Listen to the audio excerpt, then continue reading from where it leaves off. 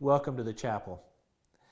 In Luke we read where Jesus has entered the synagogue and a man with a withered hand is near, and Jesus proceeds to heal the man's hand, and the Pharisees attack Jesus for working on the Sabbath.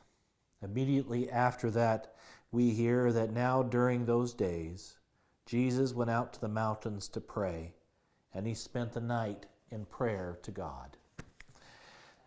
A lot of times these days we talk about how we need to just not have our thoughts and prayers, that we need to actually do something.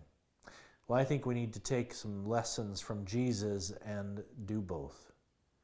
Do something whenever possible, interact, make changes whenever we can, and to also pray about it. Right now, I think is a good time to pray. One, to pray for those that have died and those that are just going through horrendous times in Syria and Turkey. To lift up our prayer for them. To lift up our prayers for those around us that are hurting or in trouble. To lift up our prayers for our own guidance. I would hope that over this next few weeks, we begin to center ourselves as we work towards Lent and looking at our own prayer lives, realizing how much do we actually talk to God, how much are we in conversation with God, and how much do we just try to do things all on our own. It's a team. We work together, us and God. We work through prayer, we work through relationship. I would invite you to enter into a time of prayer over this next time. And there are some opportunities coming up for which you can enter into prayer with others.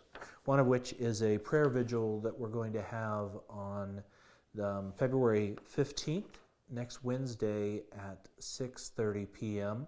to gather together to pray for those that have been injured or have died in the earthquake. Also, on the 18th from 9 to noon, we'll be having a quiet day downstairs. I invite you to come and join in on that, and we will pray and spend some time together talking about the temptations that Jesus went through in the desert. Really, in the end, most importantly, just enter into conversation with God. Yes, it is important to send our thoughts and prayers and to do things, but remember, we need to do both. Amen.